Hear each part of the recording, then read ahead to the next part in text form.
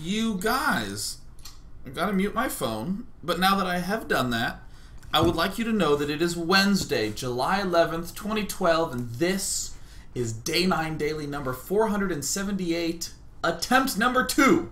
That is correct. We tried to do one yesterday, but I kind of Hindenburged. I crashed and burned, but that's okay because as everyone knows, the Hindenburg came out from the ashes. Maybe I was a phoenix. We're here again. It doesn't matter. We're going to be doing a Terran versus Terran analysis straight up. And I'm actually going to tell you a little bit of what I'm going to be attempting to do today. The goal of today's daily is to do much more of an analysis, much more of a pretending that I'm not actually live on a show talking to anybody, just looking at the game, doing one of these. Now, I'm seeing this, which kind of makes me want to think this and this and this and this, and I'm always kind of worried about blah and blur and derp and doop and dur. Just because that's kind of my roots and that sort of thing, and per usual, why not, right?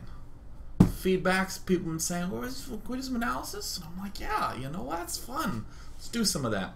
And we're going to be looking at a Terran versus Terran game, hopefully 2, but obviously I'm not going to stay for 2 hours because I only have so much talking in me as a human being, as an organism. Where we're going to look at the concepts of some of the cool openings that come out of an aggressive structure that TaeJa uses. Really, really cool opening, very flexible, very attacker-friendly. And also examine this weird mid-game scenario that occurs in Terran vs. Terran a lot, where everyone's, building tanks and marines, and then you just keep building tanks and marines, right? It's kind of, there's this predicament. What do we do? Where's our edge? Where is our edge? Is probably the biggest question that we can ask. In a lot of other matchups, we can say things like, when I get to X number of colossi, then I attack. Hell, if you say something like, if I just get storm, then I'm going to be okay. In Terran vs. Terran, that doesn't really exist. Once you can start building tank marine, you've kind of got the money composition that you want for a long time. So we're going to be examining that quite a bit. Openings and that mid-game situation. Where is our edge? Before we begin anything, I just want to note that for some reason I'm seeing a unusually high percentage of people having lag issues. Unsure, because I just want to let you know that the encoder is sending everything out correctly. So I have called my internet tech support many times before, and you should maybe unplug it and plug it back in again, whatever it may be. I don't care, maybe your monitor, unplug that monitor, plug it back in.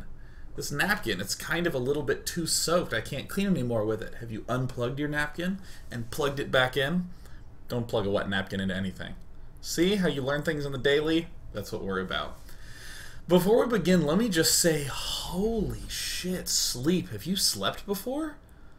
I was just feeling just devastatingly tired at like 4:45, and I lied down and woke up at 6:30 and felt like I was Neo waking up in his pink pod in the Matrix, right? I was like, ugh, ugh, pulling the blankets off me. Like, when I woke up, I felt like reality was like 200 feet that way, and I could see it. And I was like, I don't remember this. It was at the opening sequence of Final Fantasy X. I couldn't be more... I don't even know. I don't know what it is, but I couldn't be more of it, alright?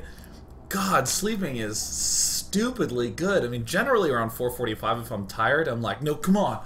And what I do is I run a lap around my neighborhood, and I come back, let's do this. Didn't do that today.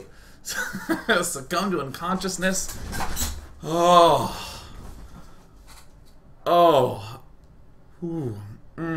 Strongly recommend it. What I'm first going to do as we step into this game from LiquidTaeja, and as you'll see here, there's LiquidTaeja. I want to direct everyone over to teamliquidpro.com. It's an incredible resource, not just in terms of following Team Liquid, which is a team that you should all follow, but also this replay section where they release this replay pack of the week on schedule, like really on point. It's super useful. Honestly, for me as a caster, it's really useful because there is a general dearth of replays in the SC2 environment. You kind of have to wait for replay packs of major events and this sort of thing, or pull in favors from friends, which is kind of why I'm able to get replays from like Todd and Grubby and Last Shadow, they're just nice enough to be like, here you go, just take them. But Team Liquid, another excellent resource. And we're going to be taking this replay from replay pack number 35. Both replays that we get to will be from there. So there you go. We now know how to do it. Let's hop into this Terran vs. Terran on the game Metalopolis. Shabam! And we're going to be doing, again, analysissement. Kel awesome. Now, let me just do this because I realize that I accidentally have a window that's going to pop over here. Okay, cool. Excellent. Lovely. So we have LiquidTaeja going up against TreeFoU. It's just... For some reason, I've watched this replay a couple of times today. Just, you know, so I have some content for the show. And never once did I say TreeFoU out loud. And I've just realized now what I want to get my next friend on her birthday. Darling, don't worry. Here, have this large tree. It's just, trees are kind of a silly thing to say. This is for you. No, this is a tree. We have Metropolis. On any map, the first thing that I always look for right off the bat is where third bases are going to be planted. Third bases define all strategies in StarCraft 2. I started saying this a while ago and was more tentative about it then. Like, I'm kind of feeling like this is the case. It is. Third bases very much so define everything. You will be able to get your second base up at some point, but the third base gives enough of a space of vulnerability to where your opponent has to decide where he wants to position his army. If you're on 2 base, you can just have some stuff here, and if he drops in your main, it doesn't really change the dynamic all that much when you take a second base in terms of a lot of positioning. So let's go ahead and turn that sound on. So when I'm looking at this, I'm immediately seeing that the third bases are tucked away really far in the back, which means in a Terran vs. Terran, there needs to be some other point of vulnerability. I kind of get the feeling that in most matchups, it's a little bit more of a compositional basis. It's a little bit more of, well, my opponent has built this many roaches, so I know he can't get Mutalisk that quickly, so I can attack around now. And then I can do some damage. And you'll notice that in all this logic, positioning was never that there. It didn't even really come up that much. Sure, you can attack the third base, maybe the fourth base for Zerg, this sort of thing, but in Terran vs. Terran, just due to the fact that tank lines are a thing, where you want to devote your time to attacking is a pretty significant thing. So, most notably, we're going to see TreeFoU do a nice job of snatching up. So right off the bat, I'm probably thinking of some way to abuse here. Again, I'm trying to pretend like I'm just analyzing and not talking to anybody. But this seems like a pretty important location to go for. Obviously, like if I'm TreeFoU, just sort of wandering out here and pushing in, it's just kind of the closest thing here. Yeah. Another location that I think is quite vulnerable is this pier right here. This is probably where I'll prefer to be. If I can get some tanks up here, and especially some tanks here, then I can just snip him in half. This is probably the second most vulnerable spot. This is the first most vulnerable spot. Expansion are just freaking not vulnerable. They're in great position. So I like this quite a bit. I guess I call it hiding what's normal. I love hiding what's normal. Where you'll build your first gateway down here as Protoss, because once you get warp gate, it doesn't matter. You hide your barracks down here, and your opponent will get into your base, scout not a wall in. He'll see this refinery, and I remember I once even did a podcast on this, like an audio podcast, about what's called keeping track of imaginary players. That in a sense, if you're TaeJa, you're not playing against the one player in the game. You're playing against all possible players he could be. So, you know, if TaeJa comes in here and scouts depot, refinery, then TaeJa will assume that I could be up against a Fast Factory player, a Proxy Reaper player, a Proxy Marauder player. It keeps a very wide range of possibilities, and TaeJa has to account for all three of those, just because he doesn't know. And TaeJa's goal would be to sort of cross that off. And likewise, TreeFoU knows, okay, no, TreeFoU also seeing no Proxy barracks because the barracks is here. But also he sees no tech lab going down, so this means that he can get away with just a little bit more, like an extra SCV, one less Marine sort of thing at the start. And we see TaeJa going for a fairly typical double Marine factory. And likewise, we see the double Marine factory going down for TreeFoU. I just kind of like doing this as Tree. You have to be a little careful because sometimes this can backfire. And I like Tree already sort of accounting for that. Okay, I'm going to hide my barracks, and then I'm going to do something normal, and then if my opponent sees this, he's probably going to start freaking out that there's a barracks hiding somewhere. But what you never want, oh god, what would be terrible is if an SCV started harassing this. So he just builds it tucked behind the minerals, not only hard to spot, but especially hard to kill the SCV there. Yuck! Yuck! Yuck. And yes, Chad, I do read you, and I'm waiting for the time to talk to you and break. This little move by Tree, I think, is kind of a nice little precautious move. This is a nice little one, just sort of briefly moving this way to spot this extra scouting bear or SCV.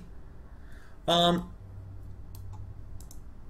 would probably say in the last 50 replays I've seen, in over 25 of them, you'll see players hide their worker here and then move it back down. Scouting the main closest to you is one of the greatest ways to pick off a worker, especially in Protoss vs. Terran. Actually, a high percentage of the time in PvT you can do this. Because, you know, a Protoss player will be leaving a worker here to check if the Protoss is taking a fast third base. You can always kill it off. So Tree just pulls back. And good old happy time. Good old happy time. Going for this reactor opening. And what we're actually going to see is that he's going to be doing a swap. He's going to be just giving the factory over to the reactor and giving the command center over. Actually, I guess I want to pop back here a bit. Yeah, to right around here. We're seeing the same sort of move out of LiquidTaeja. So this is where I like to think about what my opponent can possibly scout. So let's list off all the possibilities that we can think of, right? If we have some sort of barracks reactor play, trying to decide which of three things I should talk about. I'll begin with number 2. Sure, it's good to be aware of what's good for us, right? I'm going to go for reactor barracks. Oh man, I could go for some Marines with a reactor and then tech up to Banshee, and that's going to be my play. But it can oftentimes be a little dangerous, I think, to be a little bit too face-up. So often when I look at some sort of mixture here, just ask if there's any other strategy that it could look like I'm doing. And I like what TaeJa's... I generally like a sort of reactor on the barracks opening. It has some pretty different deviations, but I'd probably say that most of them are aggressive. We can go... Actually, I guess I want to be more explicit in this analysis. I'm going to list 5 different things that will happen if you see a barracks reactor play. One of them is to go straight into double Hellion production. That's one of them. Another one is to go very quickly for a starport after you've built the factory, and to be going a lot of Marines with some Hellions and a medevac.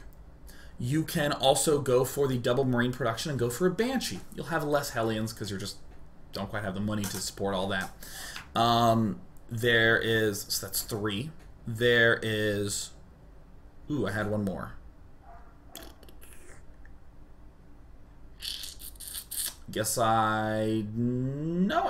Oh, those are the 3.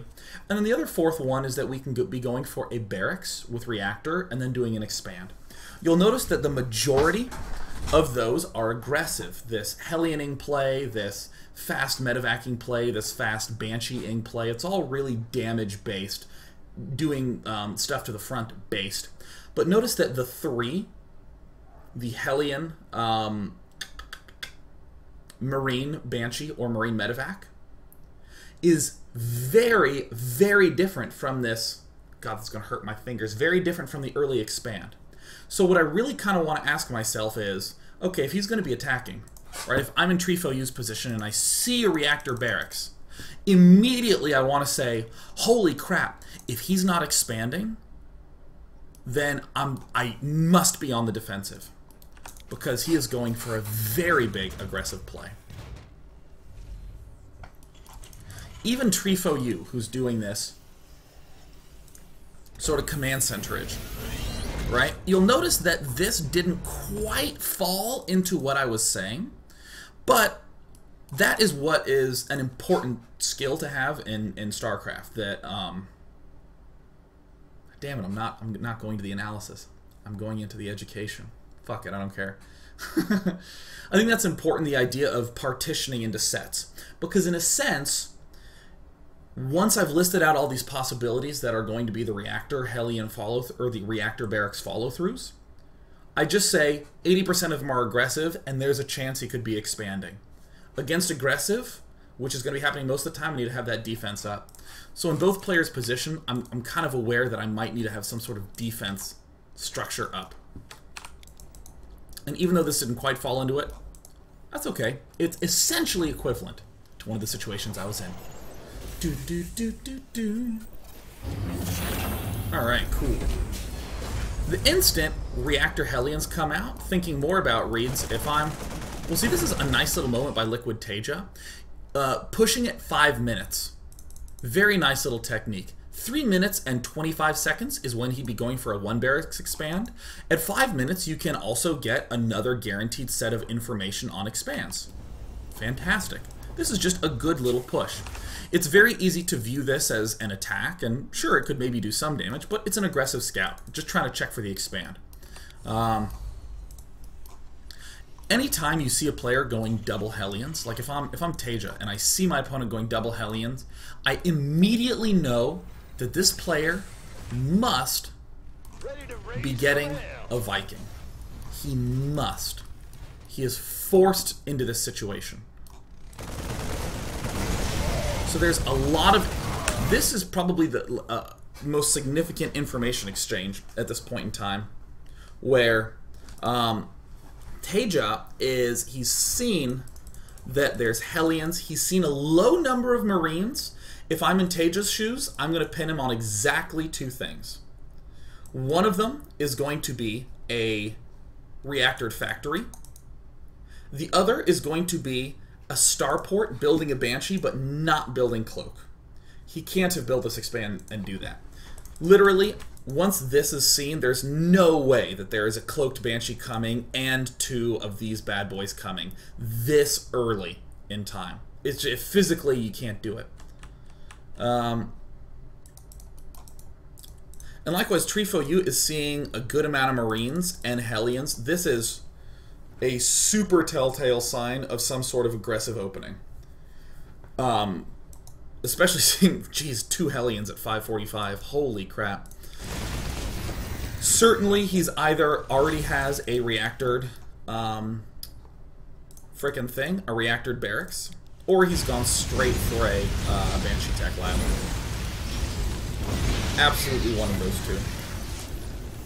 So incidentally, TreeFoU kind of has this nice situation where he knows he's up against either some sort of fast Banshee, or he's going to be up against some sort of basic push with Marine Hellion. Maybe even a drop into the main. Right off the bat. Literally, there's no other combinations of things that can be going on. TaeJa has some sense that his opponent is expanding kind of early on. Taking a brief gander at what's going down in TaeJa's base, on the other hand, I love this opening. Can I just say that? Can I just say I love this? I freaking love this opening. I actually like both openings. Let me just share a little bit about my experience with these openings. Here's what I love. Here's what I love. What this opening permits us to do is to get a read on what's up with our opponent and to respond, largely thanks to the fact that we have this reactor. Often, when you see your opponent going for some sort of expand, you can go no add-ons here and then just boom, go straight for a medevac, boom, go straight for the Hellions and be aggressive. Almost always, when your opponent is doing some kind of techie expand, you can do this. What if he is turtling really, really hard and he's expanding? Well, you can just go Tech Lab, and then just go Marine, Tank, Banshee, and push again. Which is what happens in the other game that we hopefully will get the chance to look at. It allows a lot of flexibility. And every now and again, you'll be up against a player who does something a little bit nuts with the air Terran style. Not a lot of Terrans do it, but sometimes Terran players will open up with a 2-port Banshee. It's still, like, seriously, not that many people do it, but a non-zero number of people do. And you can actually just swap the reactor on the starport in that circumstance.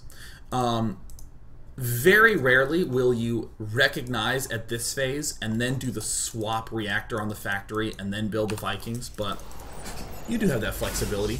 There are even some circumstances where you can go Tech Lab, Banshee, Expand, and double Marine at a time. Love it. So Trifo U, if I'm in TaeJa's position, I saw a good amount of Hellions. I know that my opponent is going to have to rely on Vikings. I know this. If he's getting a lot of Hellions, he can't defend against a fast Banshee with just Marines. He just has to get it. Kind of a clear situation. However, we see Trifo U having a smart degree of clairvoyance, positioning that Viking oh so well. Because remember, in Trifo U's position, this actually looks a little bit, this almost looks cheaterish. But these two moments line up really well. I'm going to pull up here. I love this so much. When I was watching this game, I literally screamed tree at my computer. I was like, tree! This is boner inducing. Watch this. Check it out. Okay. Trifo U, loving it. He's opened up with this thing. He has his expansion down. He would love to be able to do something with these Hellions. We saw Marine Hellion, so what does that mean our opponent could possibly be doing? He could be doing an expand like us, or most of the other openings are aggressive. He could be doing a medevac drop in the main, Banshee could be coming in, an attack combo could be coming in at the front. So he really needs to know if that expand is going down or not. This is going to dictate a lot of what he can do. So the instant this Viking pops out, boom! The instant he can cover from a Banshee or a drop is the instant he moves out to the front. As he's gotten here, he's already crossed off a lot of really aggressive Marine medevac attacks at the front. By the time he's gotten to here, he's generally thinking it's either a drop at the back, a Banshee coming in, or an expansion. He just needs to make sure that there's no expansion, and then he can pretty much conclude Banshee. And what do you know? There was actually a medevac here, so I guess he was doing a drop at the back. And Trifo U, amazingly, doesn't need to check if an expansion is down. Wasn't that cool? He just doesn't need a check anymore. Oh my god, that's such a great play. It literally looks so boring, right? It's just like, alright, my thing's repaired. Oh, there's something at my base. But literally at 3 moments in there was some sort of like, okay, I'm starting to get a sense, I'm starting to understand, okay, and whoa, there's something there. I don't even need to check for an expansion. Heading back. Heading back. And in the meantime, I will state another personal interaction with this build. I do like openings in Terran vs. Terran that open with a reactor factory. I really, really like them a lot. I love my Hellions. They give me map control. They make me feel warm and fuzzy. It is so easy to frickin' lose with Hellions. Holy crap, have we been going for 25 minutes? Has it? Oh my god. Oh my god, that was... Really? That felt fast. All right, we're going on to part number 3. Or part number 2. Part number 2. We're going to break part number 2. Part number 2. Part number 2. Part number 2. Part number 2. Here we go. All right. Oh, yeah. Holy cow. Here we go.